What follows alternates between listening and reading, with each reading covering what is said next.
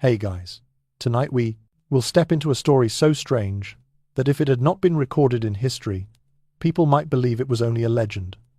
The story of Anne Boleyn, a woman who was not a breathtaking beauty, not a princess, not the treasured jewel of any kingdom. Yet she made a king change the law, tear apart centuries-old traditions, and burn down an entire religious empire just to have her. And then that very same king, Henry VIII, lifted Anne to the highest place any woman in the 16th century could ever reach, before pushing her off the cliff with his own hands, in a plan so swift that even Anne's enemies were stunned by how quickly it unfolded. In the shadows of the court, there were men rewriting each story, adjusting every rumor, turning the smallest breath into evidence. They watched every glance Anne gave, every smile, every whisper, as if they already knew that a single misplaced detail would be enough to finish a queen. And in the midst of all that, between the obsession, the betrayal, the panic, the staged trials, and the long nights inside the Tower of London, a small child, Elizabeth, was growing up.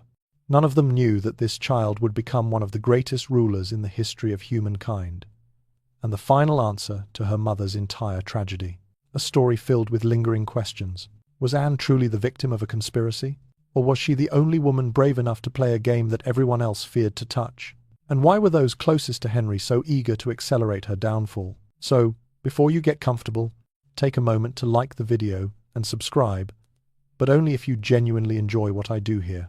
And before we sink into the mist of this story, leave a comment and tell me which state you are watching from, and what time it is where you are right now. There is always something beautiful about knowing that someone in Texas, New Jersey, or Oregon is slowly closing their eyes in the middle of the night, listening to a tale that fell silent 500 years ago. Now, dim the lights, maybe turn on a fan for that soft background hum, and let's ease into tonight's journey together. Anne Boleyn was born at the beginning of the 16th century into a rising noble family woven from the threads of the Boleyns, the Howards, and the Ormond line. She was the daughter of Thomas Boleyn, a sharp-minded diplomat who held the titles Earl of Ormond and Earl of Wiltshire, and her mother was Elizabeth Howard, daughter of Thomas Howard, Duke of Norfolk. Although the exact year of Anne's birth has always been debated, somewhere around 1500 or 1507, what is certain is that she grew up in comfort, with an education far more advanced than what most young noblewomen of her age would ever receive. She had two siblings, Mary, the eldest, Anne, the second child, and George, the youngest. From her earliest years, Anne was trained with care and intention. She learned to read, to write, to spell.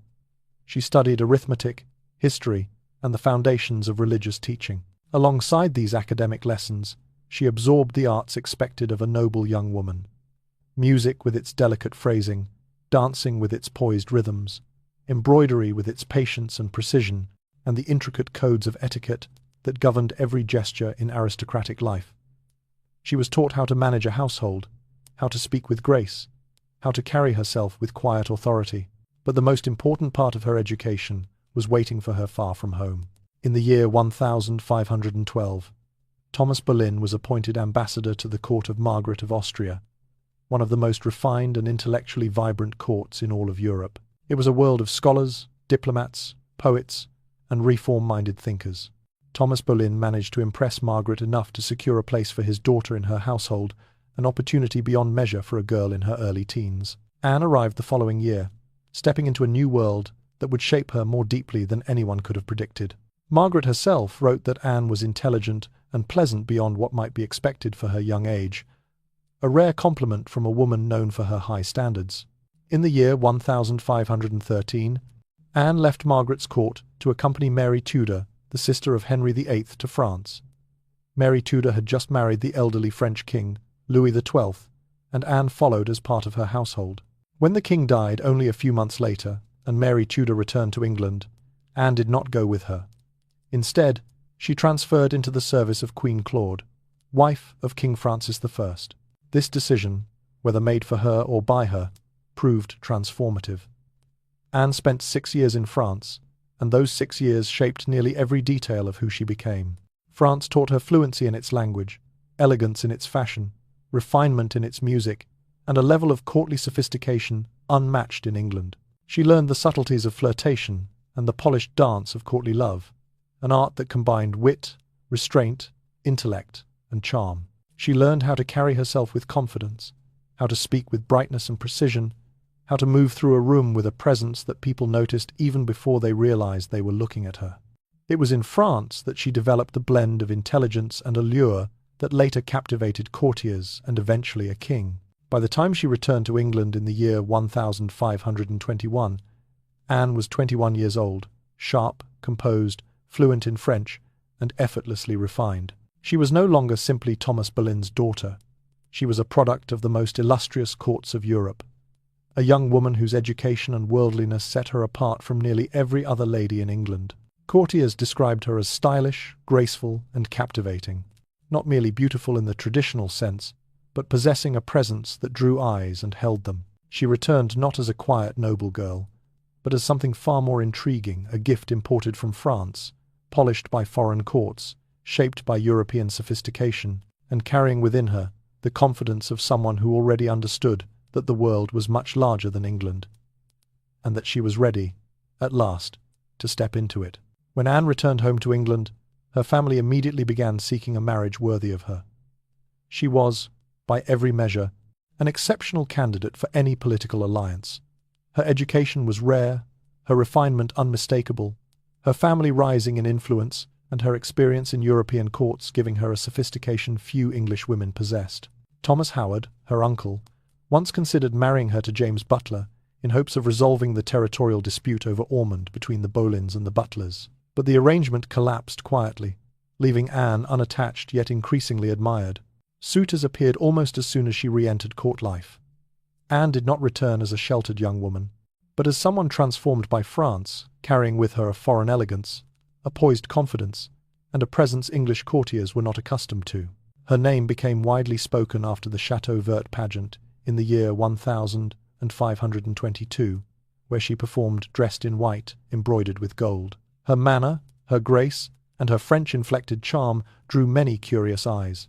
Anne's presence was not loud, yet it was impossible to ignore. Among the first men to fall deeply in love with her was Henry Percy, heir to the Earl of Northumberland. Their affection grew quietly until it deepened into a secret betrothal. For a brief moment, Anne seemed on the path to a future shaped by sincere emotion rather than calculation. But Percy's father objected fiercely, and Cardinal Wolsey, accustomed to shaping the fate of nobles, intervened and ended the engagement. It was Anne's first intimate encounter with the harsh truth that personal happiness could be erased instantly by political will. The pain of that loss hardened something inside her, forming a quiet resilience that would define her adulthood. Gossip later suggested that Anne harbored feelings for the poet Thomas Wyatt, a married man known for his lyrical admiration of her. Yet most scholars agree that whatever passed between them belonged to the symbolic realm of courtly love, where admiration existed without the expectation of consummation. What mattered for Anne's future was not Wyatt's sighs, nor Percy's broken promise, nor the lingering whispers that drifted behind her. What truly mattered was the year 1526, when Henry VIII at last took notice of her. At first, Henry saw in Anne a familiar pattern. Her sister, Mary Boleyn, had once been his mistress, and Henry assumed Anne would fall into the same role as easily as any woman before her. But Anne refused every advance that might place her among the long list of royal diversions. She declined gifts, avoided compromising encounters, and maintained a poised distance that both respected the king and denied him. It was not coldness, it was resolve. She would not be a mistress. If Henry wanted her, he would have to approach her differently. This resistance, subtle yet unwavering, only intensified Henry's fascination. A king accustomed to immediate obedience suddenly found himself facing a woman who did not bend. The more Anne withdrew, the more determined Henry became. His desire grew into something deeper, not the pursuit of a lover, but the longing for a partner he could elevate, claim, and transform into a central figure of his future.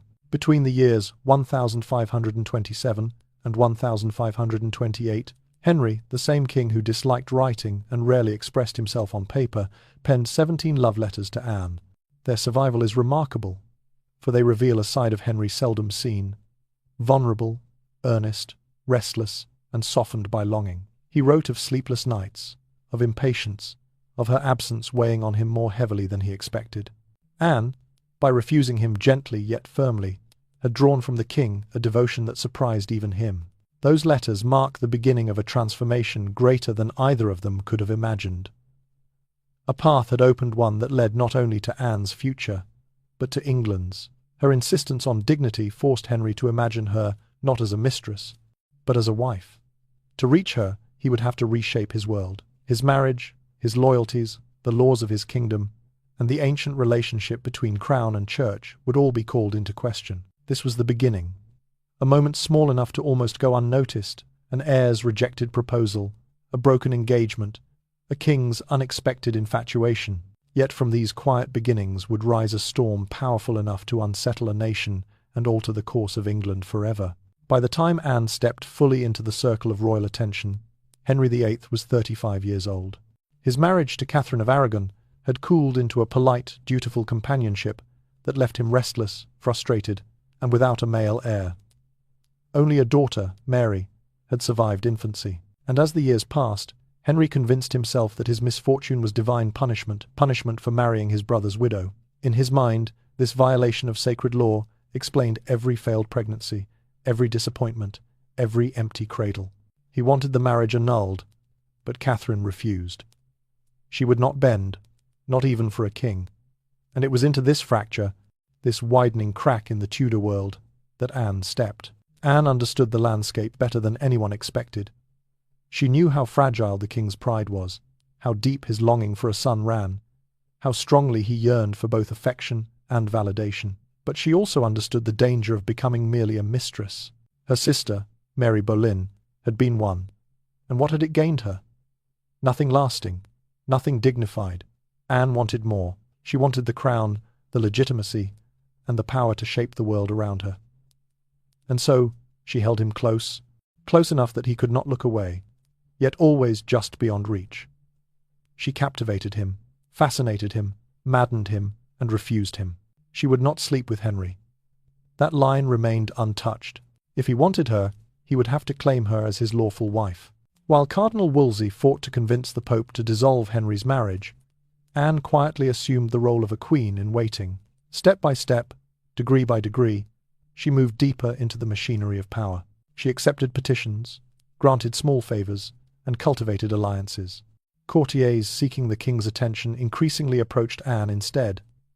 Her influence grew, not loudly, but steadily, like candlelight spreading across a dim room. Even those who disliked her had to acknowledge her presence. She was no longer simply a lady of the court. She had become a gravitational force. But Rome would not yield. The Pope, imprisoned by forces loyal to Emperor Charles V, Catherine's nephew, could not risk offending the most powerful ruler in Europe, and so he delayed, postponed, reconsidered, stalled, and ultimately refused. Every door Wolsey knocked upon closed.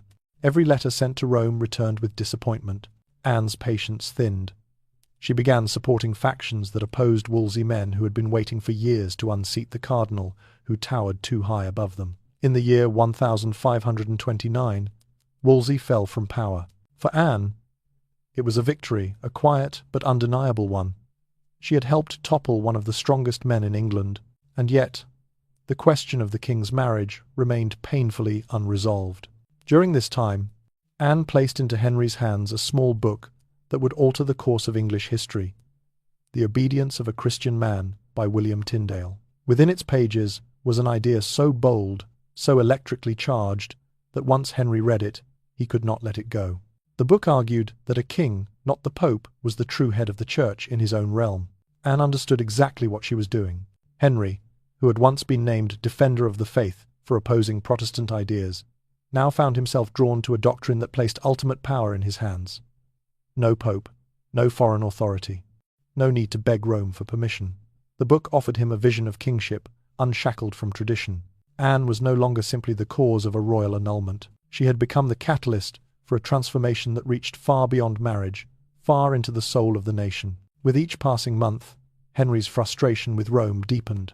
What had begun as the king's great matter, a personal plea to free himself from a marriage he believed cursed, slowly evolved into something more monumental, a break with the authority of the Pope. Anne stood at the centre of that shift. Her refusal to yield made Henry question why he should ever yield to Rome. Her ambition made him imagine a future where he answered to no one but himself. Her presence made him believe he could reshape England, reshape the church, reshape destiny itself. What began as a private dilemma between husband and wife now swelled into a national crisis. A king demanding freedom, a queen refusing to disappear, a pope unable to move, an empire watching, and Anne, calm, poised, unflinching, holding her position just beyond the king's reach. This was the moment when the story changed shape. The king's personal struggle became the country's spiritual war. The search for an annulment became the spark of a new religious order. And Anne Boleyn, quiet, deliberate, determined, became the unseen architect behind a question that would echo across centuries. Who truly ruled England, the throne or Rome? In the year 1532, Anne was past 30, and Henry had been pursuing her for nearly 6 long years. Those years were full of letters, longing, frustration, and the slow tightening of a bond that neither of them could fully step away from. By the end of that year, the royal journey to Calais became the quiet turning point in a story that had stretched far beyond courtly flirtation. Surrounded by diplomats, distant from Catherine's influence, and carried by the momentum of Henry's determination, Anne finally allowed the king to draw close to her. After years of restraint, she let the barrier fall. Perhaps she understood, with a clarity sharpened by time, that if she conceived a child, especially a son, Henry would be forced to act, not only as a lover, but as a king. And before winter settled over England, she became pregnant. From that moment, everything moved with a speed that had been impossible before. On the 14th day of November, Anne and Henry were married in a quiet, hidden ceremony. There were no crowds, no trumpets, no public vows, only a private exchange meant to secure the legitimacy of the child Anne carried. But secrecy could not hold forever. On the 25th day of January, in the year 1533, they married again, this time openly. The courtiers who witnessed it may not have known how deeply the kingdom was about to change, but the tremor was already spreading. In May, the long struggle between the English crown and Rome reached its deciding moment. Archbishop Thomas Cranmer declared Henry's marriage to Catherine void, legally invalid from the beginning. It was a spiritual and political earthquake. The Pope, furious and unwilling to bend to Henry's will, excommunicated the king. But Henry stood unmoved. His new marriage, his new queen, and his future heir mattered more than the approval of Rome. And Anne, visibly pregnant and already stepping into her royal role, became the living symbol of England's defiance. On the 1st day of June came the triumph, Anne's coronation. It was one of the most extravagant ceremonies of the entire Tudor age. The city was decorated, musicians filled the air with sound, and crowds lined the streets to watch the new queen pass beneath a canopy of cloth of gold. Anne, radiant and expectant, seemed destined to deliver the son England had been waiting for. Her confidence showed in every step. Most astonishing of all, she was crowned not with a queen consort's coronet, but with the crown of St. Edward, the sacred crown reserved for monarchs themselves. It was a statement painted in gold. Henry believed the child inside her would be a king. But on the 7th day of September, in the year 1533, hope shifted course. In the quiet chambers of Greenwich Palace, Anne gave birth to a daughter, Elizabeth. The child was healthy, alert, and strong, yet she was not the longed-for prince. The disappointment was immediate, though not overwhelming. Henry, to Anne's relief, loved his daughter deeply. He lifted the baby in his arms with pride, and Anne placed her hope in the future, certain she would soon conceive again. Life in the royal household changed quickly. Anne embraced her new role with the grandeur expected of a Tudor queen. Her household swelled to a lavish scale, 60 ladies in waiting, attended by nearly 250 servants. Her dresses shimmered with silk and jewels, her chambers overflowed with luxury, and her presence at court shone with commanding brilliance. To her enemies, this was proof of extravagance. To those loyal to her, it was the rightful splendor of a crowned queen, one who had waited years to stand beneath the Tudor sun. Yet beneath the silken ceremony, tension thickened. Anne knew she must give Henry a son. Without one, she stood on unsteady ground. The old loyalties of the court still leaned toward Catherine. The people still murmured against her. She needed the protection that only a male heir could provide. In the year 1534, she became pregnant again. For months, she guarded her health, her steps, her meals, her peace. But fate, unkind and relentless, intervened. She miscarried. The loss struck like a silent blow. Henry's disappointment, heavy and visible, settled between them like a veil. His once fiery devotion cooled into something uncertain. His patience, which had carried him through years of waiting, began to fade, and Anne felt the shift, instantly felt it in the way he spoke to her, in the way he lingered less, in the way his gaze slid past her toward easier comforts. She understood, in a way that chilled her to the bone. Without a son, the crown she wore was not a foundation. It was a fragile, cracking shell, and beneath it, everything she had fought for was beginning to tremble. From the year 1534 to the year 1536, Anne found herself surrounded by enemies, some loud, some silent, some hidden in plain sight. The first was Mary, the daughter of Henry and Catherine, a girl whose world had been torn apart by Anne's rise. The second was the English people, who still held deep affection for Catherine and saw Anne as the cause of their beloved queen's suffering. The third was the nobility opposed to religious reform men who despised the changes unfolding around them. And finally, the fourth, soft-footed and dangerous in her quietness, Jane Seymour, the new presence shimmering in the king's gaze. Anne tried to mend her relationship with Mary. She approached her, attempted kindness, attempted reconciliation, but Mary refused every gesture. She called Anne "that woman," clinging to her loyalty to her mother with a fierce, wounded pride. To Mary, Anne was not simply a rival, she was the reason Catherine had been cast aside, the reason Mary had been declared illegitimate, the reason the world she knew had collapsed. Nothing Anne said could soften that. And behind Mary's anger was a deeper fear that gnawed at Anne, the lingering shadow of Catherine herself. Even after being banished from court, Catherine still held a place in Henry's memory. Anne's fears sharpened when she learned that Henry, even after all the battles fought to remove Catherine, had asked her to stitch shirts for him. Anne's jealousy flared with quiet desperation. How could she stand firm as queen if the king still reached back toward the woman he had cast off? Beyond these personal wounds, the wider world was turning against Anne with growing force. Catholic factions across England saw her as the root of every fracture in the realm. They blamed her for the break with Rome. They whispered that she had bewitched the king. They said she had led him into heresy. They tied her name to every misfortune: the execution of Sir Thomas More, the dissolution of monasteries, the death of Catherine. To them, Anne was not merely a queen, they painted her as the architect of England's moral decline. Yet Anne's heart, in truth, leaned earnestly toward reform. She wanted the wealth of dissolved monasteries to be used for schools, for learning, for the poor. She imagined hospitals, colleges, charity foundations, places where the suffering of ordinary people could be eased. But Thomas Cromwell, once her ally, had other ambitions. He envisioned wealth flowing into the royal treasury, power concentrating around the crown, and the political balance tilting toward those he favoured. Their visions collided sharply, and what had once been partnership became hostility. As Cromwell moved his pieces, Anne began to realize how precarious her position truly was. Then came January of the year 1536. Henry suffered a terrible fall while jousting, thrown violently from his horse, left unconscious, surrounded by panic. For hours, no one knew if the king would live. For Anne, already pregnant again, the shock was unbearable.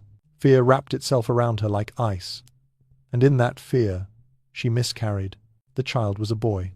The imperial ambassador, Chapuis, wrote with cold precision, "She has miscarried of her saviour." Those words echoed through the court like a funeral bell. Anne knew what they meant. A son could have secured her future, steadied her crown, softened Henry's wandering gaze. Without him, everything was shifting. Henry, shaken by the accident and devastated by the loss of a male heir, looked at Anne with new eyes. Not with love, not with anger, but with something heavier: superstition. He began muttering that Anne was cursed, that she was bad luck, that God refused him sons through her. Her quick mind, once irresistible, now irritated him. Her strong opinions, once intoxicating, now wearied him. Every argument, every tear, every plea widened the gulf between them. And into that widening space stepped Jane Seymour. She was the opposite of Anne in almost every way: gentle, soft-spoken, compliant. She did not debate. She did not challenge. She lowered her eyes when Henry spoke. She folded her hands demurely when he approached. She was the image of obedience, crafted into the shape Henry now longed for. The contrast was cruel. and it was deliberate. Anne felt the shift as clearly as one feels the cold wind at the edge of a cliff. She saw how Henry's gaze lingered on Jane, how the courtiers began circling around the Seymours, how Cromwell watched it all with a calculating calm that chilled her more deeply than any winter air could. She understood the truth now, with painful clarity. She was standing at the edge of a precipice, and the ground beneath her was beginning to crumble. Step by step, day by day, the world she had fought so hard to build was slipping away from her grasp. After the miscarriage of her son, in the early months of the year 1536, Anne's position began to crumble beneath her feet. The court felt the shift like a change in the weather. Henry, shaken by the loss, began whispering that he had made the wrong choice again. And those who already despised Anne sensed opportunity. They tasted danger in the air, not for themselves, but for her. And among them, the most lethal presence was Thomas Cromwell. Once his closest political partner, Anne now saw him turning into an enemy whose patience, precision, and cold ambition made him far more frightening than any outspoken critic. The conflict between Anne and Cromwell was not rooted in wounded pride or passing irritation. It was a clash of visions, two blueprints for England's future, both born from the break with Rome. Anne believed the kingdom's new wealth, especially the riches taken from dissolved monasteries, should flow back to the people, to schools, to relief for the poor, to opportunities for work and learning. She imagined an England where reform meant renewal. Cromwell, however, wished to funnel that fortune into the royal treasury, strengthening the crown and, by extension, his own power. Their disagreement sharpened each month until it felt like steel drawn against steel. There was more. Anne leaned firmly toward France, favouring alliances that reflected her upbringing and the culture that had shaped her mind. Cromwell preferred an accord with the Holy Roman Emperor, Charles V, a direction he considered safer and more profitable for the shifting political landscape. The two had once stood shoulder to shoulder in bringing down Cardinal Wolsey. Now, they faced each other across an invisible battlefield, and the king, fickle, weary, hungry for stability, stood in the middle, waiting for someone to offer him a clean escape. At the same time, another figure began gliding into Henry's life with quiet, calculated gentleness, Jane Seymour. She came from a respectable but not overly powerful family, the sort of lineage that posed no threat, no ambition beyond modest hope. Her nature seemed soft, her manner humble, her voice mild. She did not argue. She did not question. She kept her eyes lowered and her words measured, reflecting exactly the opposite of Anne's fiery intelligence and strong-willed nature. A story, half legend and half whisper, later circulated through the court. One day, Henry presented Jane with a small locket containing his own portrait. She toyed with it playfully, opening and closing it as she sat in Anne's presence. When Anne saw the miniature, her temper snapped. She ripped the locket from Jane's neck with such force that she drew blood. Whether the tale is embroidered or not, its survival reveals the truth beneath it. Anne felt the threat walking beside her, breathing the same air, moving silently into the king's thoughts. Cromwell noticed it too, and in Jane he found the final piece he needed. If Henry wished to replace his queen yet again, Cromwell could be the architect of that transition, removing a troublesome queen and securing his dominance in the newly reordered court. For Cromwell, supporting the king's shifting affection was not an act of loyalty, but a calculation. Anne was becoming an obstacle. If she could be removed cleanly, Cromwell's vision for England would move forward without resistance, and so he began assembling the machinery of destruction. It did not happen in a rush. It unfolded quietly, almost gently, like frost forming overnight on a window. Cromwell started noting names, movements, conversations, anything that could later be twisted into accusation.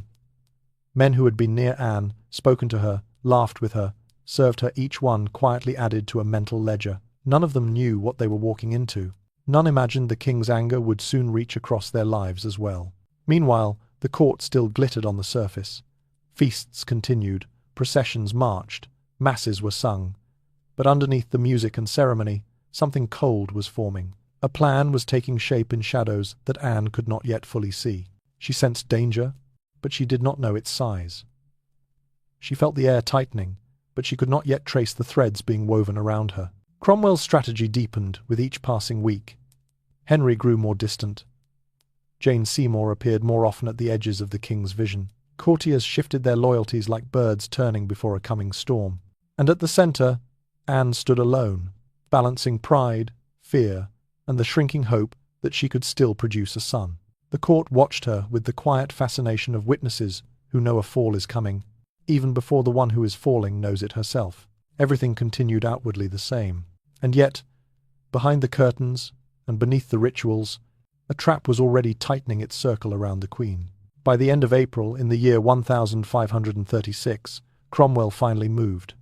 Quietly, methodically, he set the first piece of his design into motion. The opening strike fell upon Mark Smeaton, a court musician, often near Anne, friendly with her, yet belonging to the lowest social rung among those in the Queen's circle. His position made him the perfect target. Too insignificant to be protected, too vulnerable to resist, too powerless to cry for help. Smeaton was seized and questioned with an urgency that made the walls of the court tremble with rumour. Whether he was tortured or merely threatened with the kind of fear that crushes the spirit, no one can say with certainty. What is nearly certain is that the pressure broke him. At last, he confessed that he had been the Queen's lover. It was a confession impossible to believe. The social gulf between a queen and a musician was too vast to cross unnoticed. Yet this single, fragile admission became the cornerstone of Cromwell's case, the first brick laid in the structure of treason he was constructing. From there, the web spread outward. Next came Henry Norris, groom of the stool, the king's closest attendant, confidant, and one of the few men truly trusted by Henry. Norris had long supported Anne, and his loyalty made him dangerous to Cromwell's plan. Fate or Cromwell's manipulation placed him in Anne's path during a tense encounter. Anne, already anxious and fraying under pressure, made an unwise remark, something that could be interpreted as, "If the king were to die." It was an offhand comment, born from frustration, not malice, but in Cromwell's hands it became a weapon. Norris was arrested swiftly. During interrogation, he refused to confess, even when he was subtly promised mercy. If he admitted guilt, his life would be spared. His refusal was steadfast, the act of a man who believed truth could still protect him. But truth, in that moment, no longer lived in the Tudor court. It had already been pushed out by fear, ambition, and the king's silent hunger for release. Then came the others. Francis Weston, William Brereton, Richard Page, and the poet Thomas Wyatt. Each name plucked like a piece from a chessboard.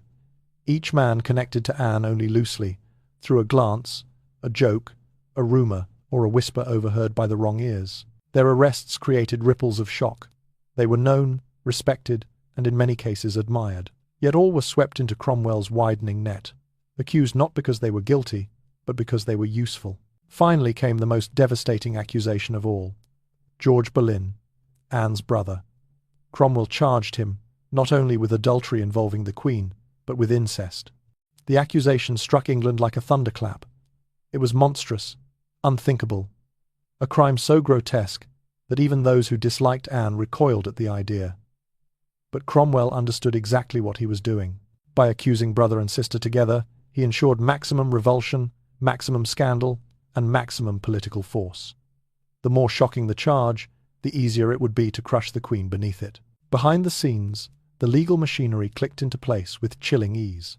Cromwell resurrected a statute from the reign of Edward III, a law declaring that if a queen committed adultery, any children she bore could be considered illegitimate, posing a danger to the stability of the royal succession. Under this law, adultery was not merely sin, it was treason, and treason meant death. With this technicality, Cromwell elevated the accusations from moral failing to national threat. The grand juries of Middlesex and Kent convened quickly. They did not sift evidence, for there was little to sift. Instead, they listened, nodded, and delivered the verdicts expected of them. They were not ignorant men. They understood perfectly what was being asked of them. To contradict Cromwell and the king was to risk their own futures, perhaps even their own lives. So they did what frightened men have always done. They obeyed. Piece by piece, the tapestry was woven threads of hearsay, strands of forced confessions, flashes of rumour, fragments of misunderstanding, all stitched together into a single dark image. Anne Boleyn, the adulterous queen, conspiring to overthrow the king. It did not matter that the picture was false. It mattered only that it looked convincing from a distance. Through April and into early May, the accusations thickened, hardening like ice on a winter lake. Smeaton's broken confession, Norris's refusal to yield, Wyatt's poetry, Weston's charm, Brereton's influence, Page's familiarity, George's brilliance, every trait that had once defined these men now became shadows against them. Anne, alone in her royal chambers, sensed that the air around her had changed. The court moved differently. Conversations quieted when she approached. Eyes slid away too quickly. Doors closed too softly. A storm was gathering, vast and cold, and the Queen, still unaware of its full shape, stood at its centre, already surrounded by the first falling snow. On the 2nd day of May, in the year 1536, Anne was arrested and taken to the Tower of London. The journey began with a small boat gliding along the Thames, its silence broken only by the soft sound of oars. As she stepped out, fear overtook her poise, and she cried out for news of her father and of her dear sweet brother, clinging to the fragile hope that they were safe. But within hours, that hope shattered. George Boleyn, brilliant, loyal, utterly unprepared for the cruelty awaiting him, was thrown into the same grim fortress. Brother and sister, once at the pinnacle of royal favour, were now prisoners awaiting judgment. The trials began swiftly.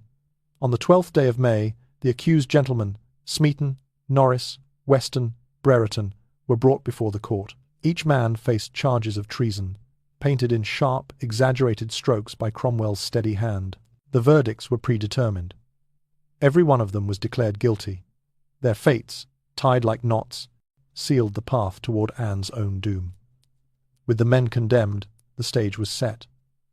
If they were guilty, then Anne, accused of conspiring with them, must be guilty as well.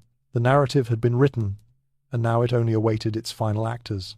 On the 15th day of May, within the Tower itself, Anne and George were brought forward for their own trial. The great hall filled with 27 noblemen, lords who owed Cromwell favours, lords who feared contradicting the king, lords who understood that Anne's fall would clear the path for their own ambitions. Their faces were composed, unreadable, as if they were watching a play whose ending had already been announced. Before them stood a queen stripped of her power but not her dignity. Anne's voice, steady and soft, floated through the chamber. She answered every question clearly, carefully, refusing to break even as accusations piled upon her like stones. She denied each charge, refused every insinuation. Though she knew the verdict had already been written, she still fought to preserve the last piece of herself that could not be taken, her dignity. She had been England's queen. Now she would meet judgment with the calm she had cultivated through years of courtly discipline. George's ordeal was harsher. The accusations against him were grotesque, centered on charges of incest, built from fragments of overheard remarks, twisted words, and scraps of gossip stitched together into something monstrous. He defended himself brilliantly, exposing contradictions, highlighting absurdity, pressing logic where none was welcome. His intelligence was sharp enough to unsettle the men judging him, but intelligence could not save him. The verdict, like Anne's, had been decided long before he spoke a word.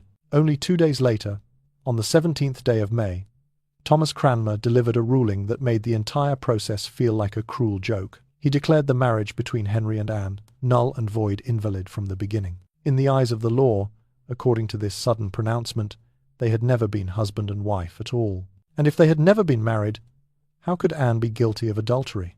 The contradiction hung in the air like a bitter scent. But logic no longer held meaning in Henry's court. What mattered was expedience. What mattered was clearing the path for Jane Seymour. Henry needed a lawful justification to remove his wife. Cromwell provided it, Cranmer blessed it, and the machinery of the state carried it forward with unfeeling precision. That same day, the condemned men were executed. Mark Smeaton, whose broken confession had started it all, suffered the full traitor's death, hanged, and then disemboweled. The others, Norris, Weston, Brereton, received what was called mercy, the swiftness of the axe. Their blood darkened the soil of the Tower grounds before the sun had reached its height. Anne remained alive, held in her chambers like a figure trapped between two worlds not yet gone, no longer living in her own life. 2 more days passed as she waited. She prayed. She spoke softly with the women who remained with her. She tried to make peace with the truth that her daughter would grow up without her, that her name would be dragged through mud, that her story would be rewritten by those who wanted it extinguished. On the 18th day, she learned that her execution was set for the morrow. She thanked the constable for telling her gently. She asked for prayers. She folded her hands and breathed carefully. The court moved on, already preparing for the rise of Jane Seymour. But in the stillness of her final night, Anne Boleyn, once the woman who shaped a king, once the force that reshaped a nation, waited alone, listening to the quiet echo of footsteps along the cold stone of the tower, knowing dawn would bring the end. In the final days of her captivity in the tower, Anne's emotions drifted in fragile, wavering currents, passing from panic to exhaustion, then settling for moments at a strange and trembling calm. William Kingston, the lieutenant of the tower, recorded her behavior with sympathetic unease. She spoke quickly, circling from one thought to another, and she laughed, he wrote, much and inopportunely, as though clinging to laughter the way someone clings to a small piece of wood in deep water. It was the laughter of a woman determined not to drown in fear. On the morning of the 19th day of May, Anne sent for Kingston. When he came, she quietly confessed that she had believed she would die earlier in the day. "To be past my pain," she said. Then, half joking and half resigned, she remarked that she had a little neck, and that she had heard the French executioner was very good. Beneath her light tone lay a woman hollowed by dread, yet still trying to hold the last pieces of dignity in her trembling hands. Henry, in what he called mercy, had changed her sentence from burning to beheading and summoned a swordsman from France, skilled with a long, sharp blade. It was meant to be swift and nearly painless, but it was not kindness. It was arrangement, order, a controlled ending to a story he wished to erase smoothly from his path. Near noon, Anne dressed with deliberate care. She wore a dark grey gown trimmed with fur, and beneath it a crimson underdress the colour of martyrdom. Her hair was tucked away beneath a hood, her face pale but thoughtful. Two ladies followed her as she walked toward the wooden scaffold on the north side of the White Tower. The sky was muted above her, the air unsettlingly still. Witnesses later said she did not appear frantic or broken. Instead, she carried a calm so unusual and steady that it unsettled even those long opposed to her. Perhaps it was the calm of someone who had finally reached the farthest edge of fear. On the platform, Anne faced the small crowd. She did not accuse Henry. She did not proclaim innocence. She did not plead for mercy. Such words were forbidden. Instead, she spoke softly, steadily, using the ritual phrases expected of a condemned queen. She asked the people to pray for her. She prayed for the king, calling him a gentle and merciful prince. Everyone knew these were required words, yet her tone, quiet, controlled, strangely peaceful, moved many to tears. Her last words were simple. "Into God's hands I commit my soul." Then she knelt, her hands folded in prayer. A blindfold was tied over her eyes. The French executioner waited behind her with his sword hidden under straw so she would not see it. He moved quietly, without shoes, so she would not hear him. Then he spoke softly to his assistant. Anne instinctively turned her head toward the sound. In that small, final motion, her life reached its end. One clean strike. A single flash, and Anne Boleyn fell. The blow was so swift that many watching did not realize it was over until her body slumped forward. One lady rushed to cover the severed head with a white cloth. Another knelt beside the fallen body. There was no royal trumpet, no procession, no blessing, only a heavy silence. Her body and head were carried to the chapel of St. Peter ad Vincula and buried without a marker, without inscription, without ceremony. No stone bore her name. No anthem was sung. Her grave lay beneath cold floor tiles, hidden from sight. The woman who had once changed the fate of England was laid to rest in anonymity, in quiet stone, far from the splendor she had once worn. The court moved on, the city exhaled, and the silence that followed her death settled over the tower like a final curtain, soft and heavy, ending the rise and fall of Anne Boleyn. The morning after Anne's execution, before her ladies had even finished weeping in the tower, Henry VIII became engaged to Jane Seymour. Not days later, not weeks the very next day. It was as if a door had closed with the fall of the sword, and another had been opened before the echo faded. Court chroniclers recorded the moment with cold precision. The king, newly freed, moved directly toward a future he had already arranged long before Anne's final breath. Within only a few days, he married Jane, and the Seymour family rose like a tide, lifted by the king's sudden and overwhelming favor. Titles, lands, and influence flowed to them with a swiftness that left the court breathless. For the Boleyns, the opposite fate unfolded. Their name dimmed almost overnight. George was gone, Anne was gone, and the surviving members of the family retreated into the background of political life.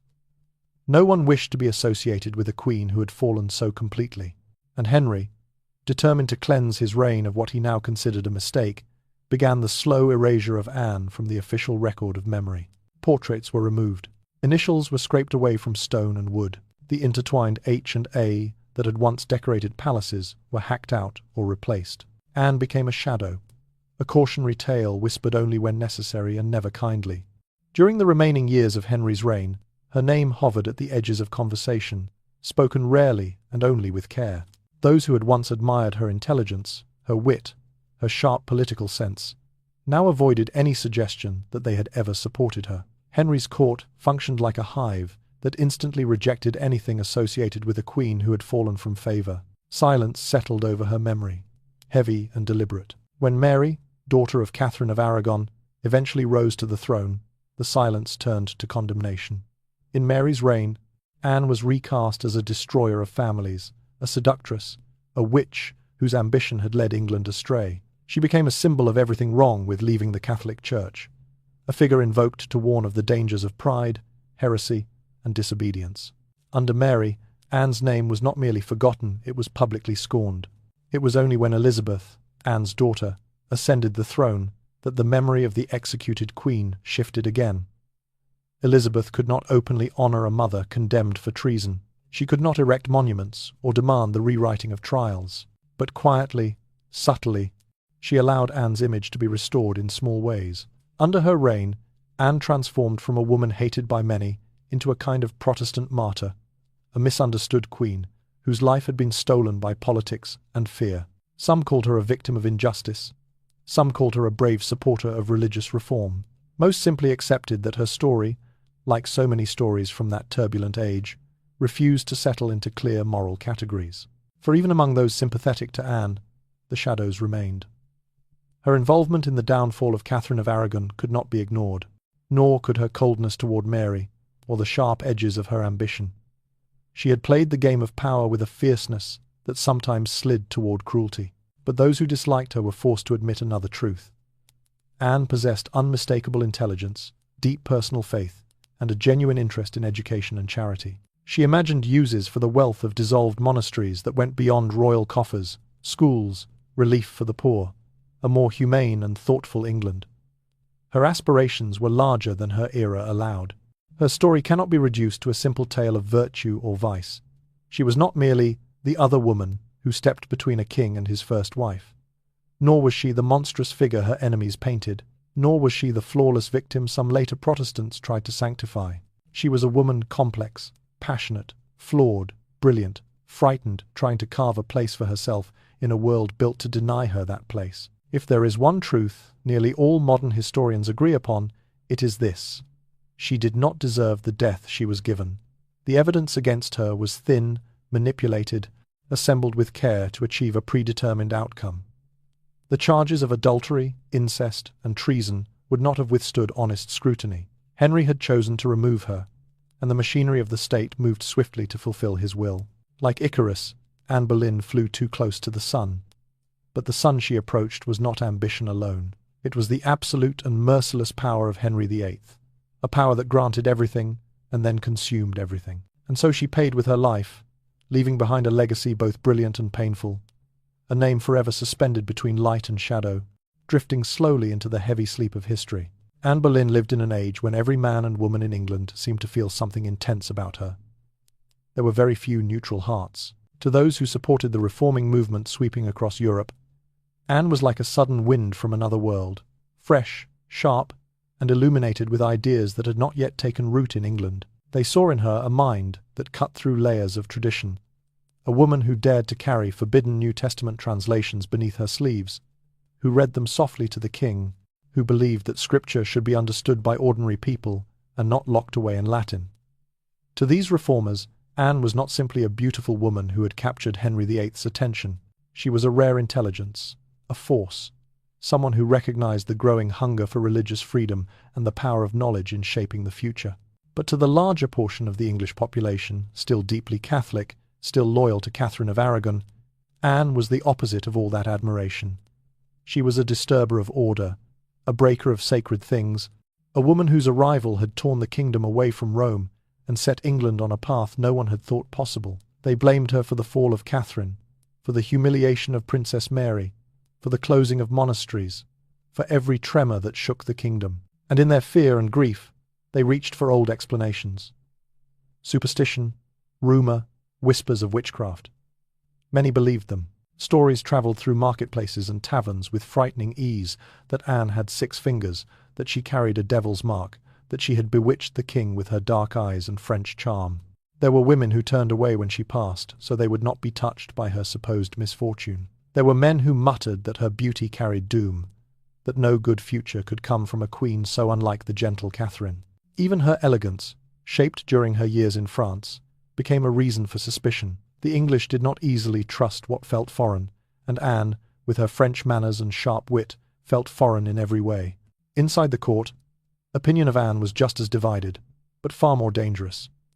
Some courtiers admired her brilliance, her quick mind, her skill in conversation, her ability to understand the complex weave of diplomacy and religious debate. But others bristled at her boldness. She was a woman who dared to speak directly to Henry VIII about politics, about appointments, about the direction of reform. She had opinions about ambassadors, bishops, royal finances, foreign alliances. She was not content to sit quietly and smile, she argued.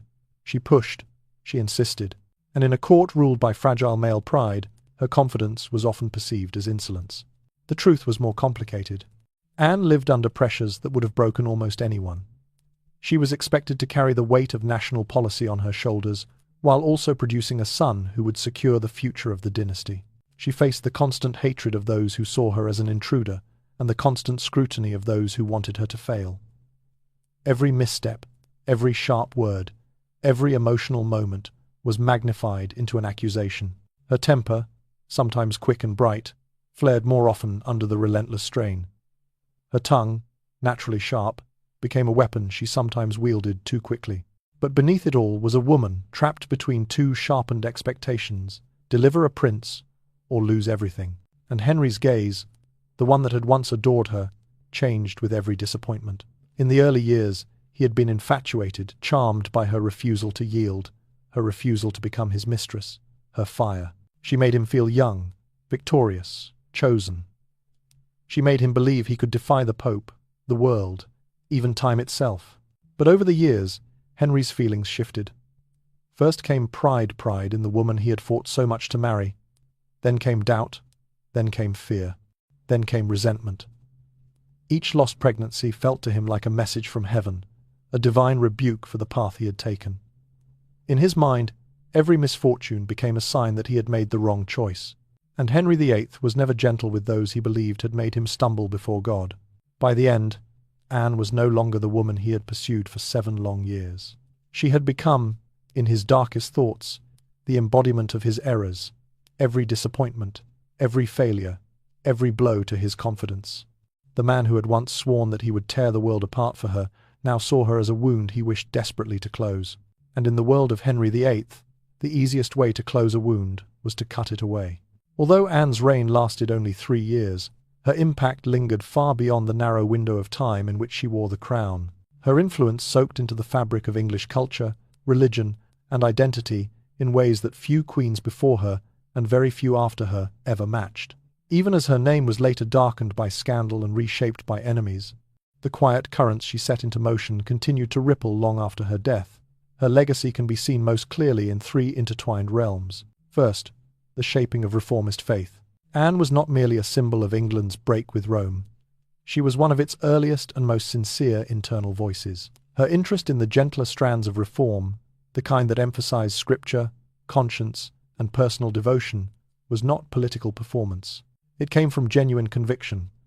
She read the New Testament in French, studied commentary, and pondered the writings of thinkers who were considered dangerous by the traditional church. The small library she kept lined with French translations of Scripture and the English New Testament by William Tyndale reveals a mind active, curious, and deeply spiritual. Through Henry VIII, Anne helped bring these ideas into the royal household. She pressed books into his hands, sometimes quietly, sometimes boldly. She urged him to consider that a king might hold authority over his own church, that faith did not have to be mediated by distant Rome.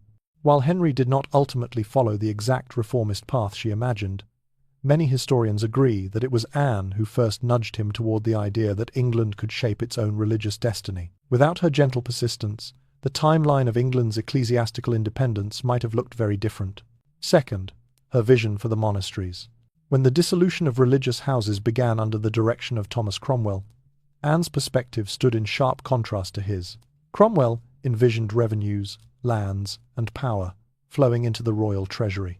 Anne envisioned something else: schools for children, shelters for the poor, institutions where learning and charity could flourish. She did not believe monasteries should remain untouched, but she believed their resources could be redirected with mercy and purpose rather than stripped away in a rush for gold. Though her influence did not prevail during her lifetime, these ideas did not vanish. Many scholars note that Anne's compassion, her desire for education, and her hope for a more literate and supported population resonated decades later through the policies of her daughter, Elizabeth I. In that way, Anne's quiet hope survived even when her voice had been silenced. Third, the transformation of courtly art and culture. Anne carried with her the refined elegance of the French courts where she had grown up. She brought that sensibility to England, reshaping fashion, language, courtly manners, and the visual style of the Tudor world. Under her patronage, Hans Holbein, the younger, one of the greatest artists of the 16th century, found a place in England. His portraits, with their calm faces, meticulous detail, and luminous realism, now define the Tudor era in the modern imagination. Anne's own emblem, the white falcon perched on a barren tree blossoming with Tudor roses, captured the blend of delicacy and strength that her supporters admired. It remains one of the most striking heraldic symbols of the age, a small work of art bearing a complex story. Elegance growing out of hardship, beauty emerging from desolation. Across these three realms, faith, charity, and culture, Anne's influence threaded its way quietly but powerfully through the decades. Even those who disliked her, who saw her only as the force that divided Henry VIII from Catherine of Aragon, could not deny that she changed the atmosphere of the English court. Her supporters saw an educated woman who dared to think differently. Her enemies saw a dangerous challenger to tradition.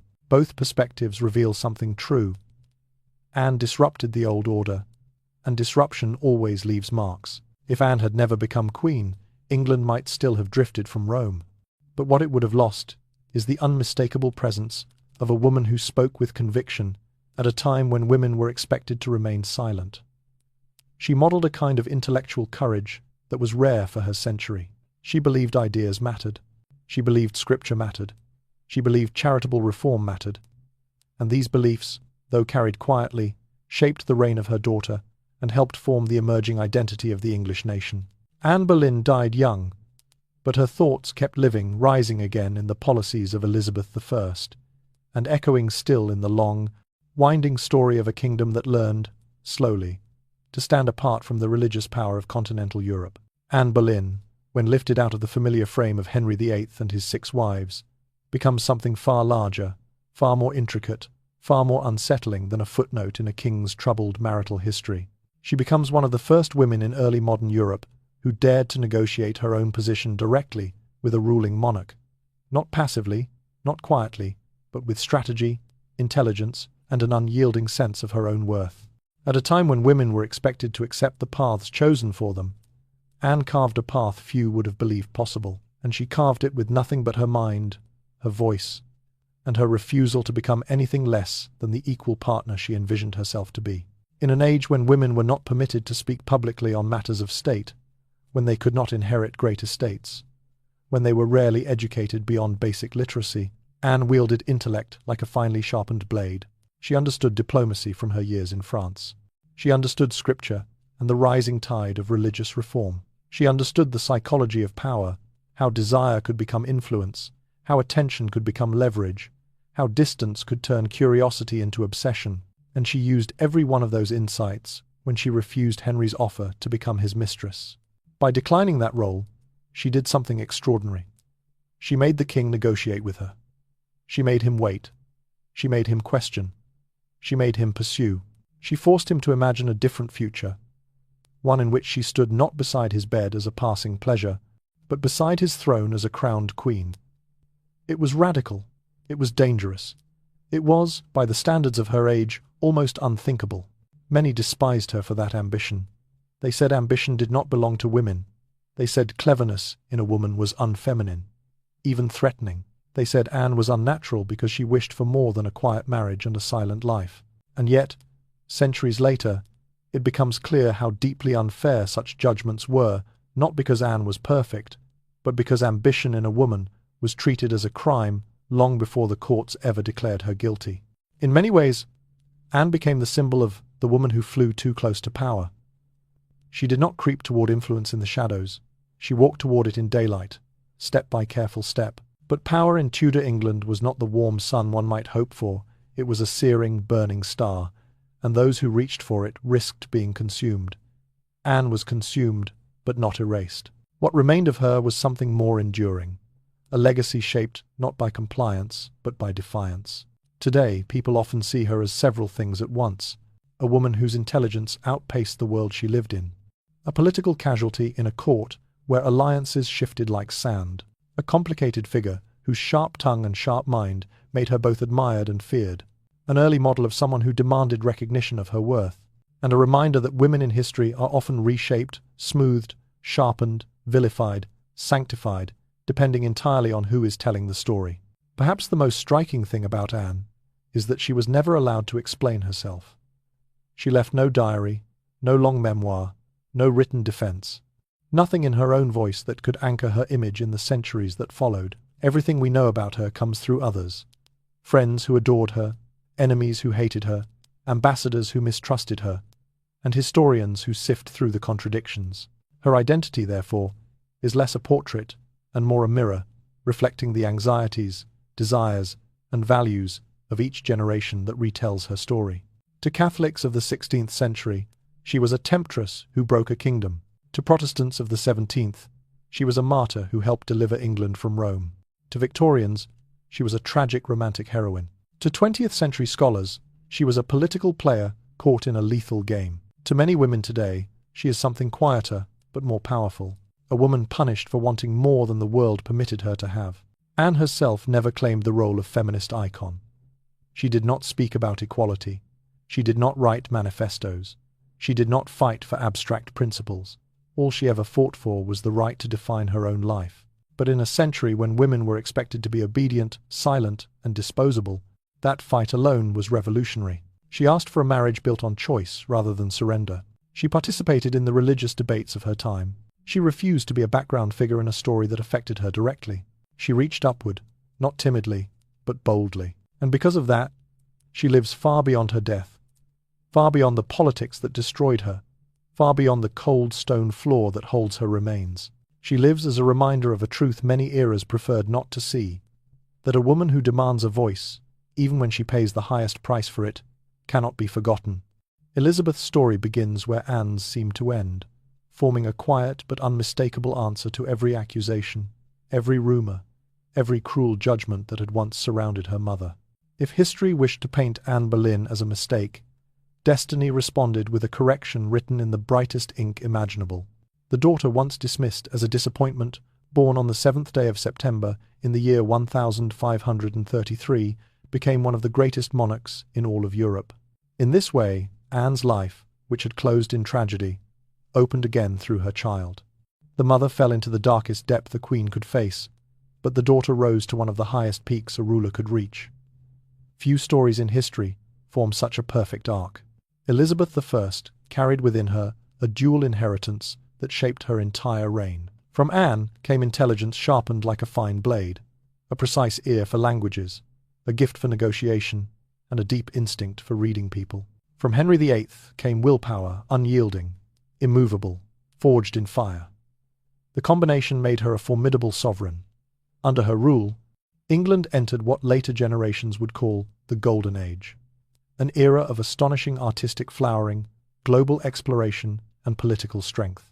The defeat of the Spanish Armada in the year 1588 secured England's place among rising European powers. The English Church was stabilized under a carefully balanced policy that avoided extremes. Commerce expanded across oceans, and names like Shakespeare, Marlowe, and Spencer began to shimmer across the cultural sky. And yet, Elizabeth rarely spoke aloud of her mother. The silence was not born of shame, but of strategy. Anne's name remained politically sensitive. Open praise would invite hostility from Catholics, who still considered Anne the cause of England's separation from Rome. Instead, Elizabeth restored her mother's legacy in subtle, deliberate gestures.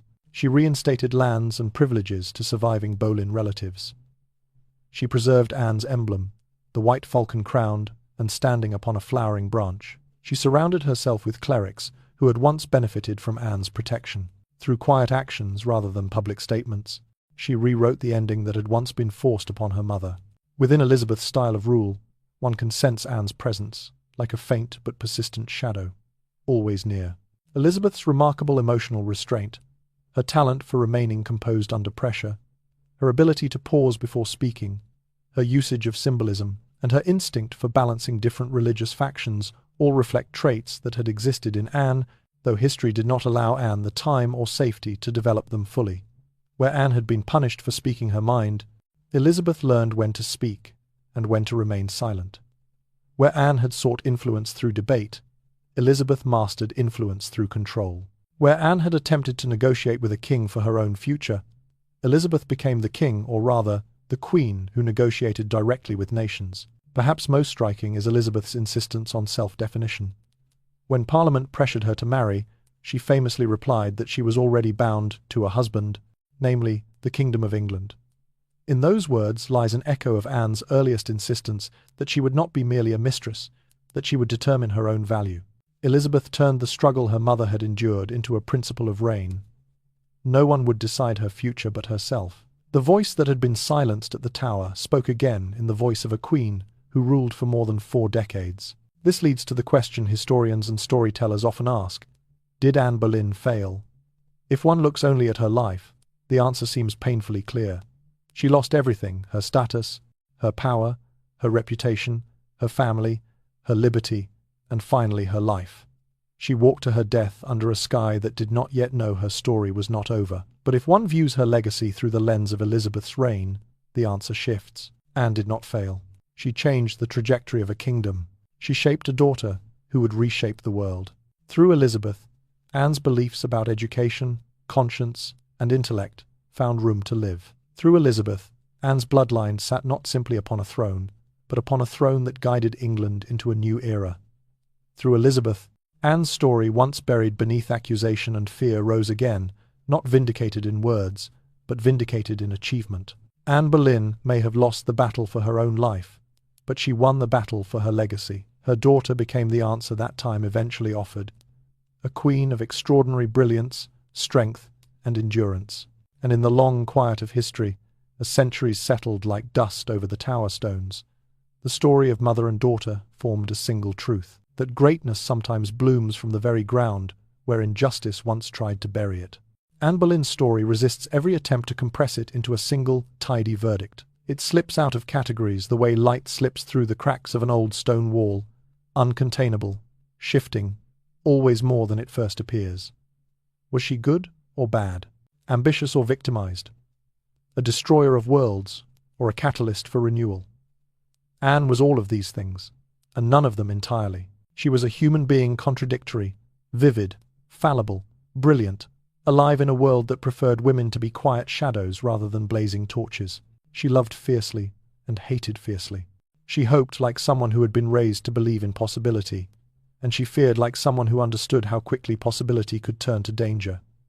She was confident, then suddenly shaken, sharp-tongued and clever one moment, vulnerable the next, compassionate in her reforms, yet sometimes cutting in her personal judgments. She carried both the tenderness of a young woman raised among books and music, and the hardened instinct of someone who had learned that court life was played with knives, not ribbons.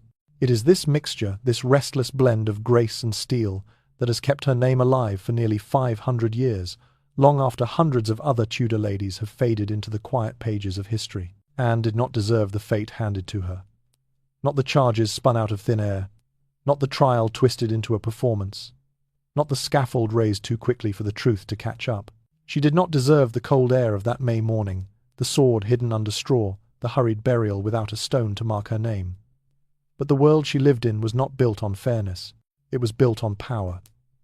And in that world, Anne chose to live fully, even recklessly, rather than shrink herself into safety. She insisted on shaping her own path, insisted on being more than a mistress, more than an ornament, more than a silent figure behind a king. She reached toward influence with both hands, and for a moment, she held it. Her death reveals the cruelty of absolute monarchy, the danger of standing too close to the fire of a king's desire, and the terrifying speed at which a crown can turn to dust. Yet her life reveals something else, too, the resilience of truth. For even though Anne was buried without ceremony, even though her enemies smeared her name, even though Henry VIII tried to erase her from memory, the truth of who she was has gradually risen back into the light piece by piece, century by century. Myths have fallen away, lies have been challenged, and beneath them all, a complex, flawed, powerful woman emerges, still breathing through the words left behind by ambassadors, chroniclers, and the child she never lived to see grow into a queen. Today, Anne Boleyn is no longer simply the second wife of Henry VIII. She is a symbol of the uncomfortable truths hidden inside every story of power. She reminds us how dangerous it is for a woman to want too much in a world built to deny her. She reminds us how ambition becomes a crime when it belongs to the wrong person in the wrong century. She reminds us how political forces can twist a life into a cautionary tale, and how those tales can be rewritten by time. She is also a symbol of strength, of a woman who refused to let others define her worth. She is a reminder that brilliance can be punished, but not extinguished. She is a warning and an inspiration in equal measure. A reminder that sometimes the greatest tragedies belong to those who dared to live ahead of their age. What Anne left behind, her influence on religious reform, her enrichment of courtly culture, her insistence on education and conscience, and most of all her daughter, Elizabeth I, ensures that her shadow stretches far beyond her short life. She flew too near the sun, yes, but the light she cast has never faded. And if the sun burned her, it also illuminated her, revealing a woman whose story refuses to die, whose voice still echoes softly across the centuries, and whose legacy still glows in the long twilight of Tudor history.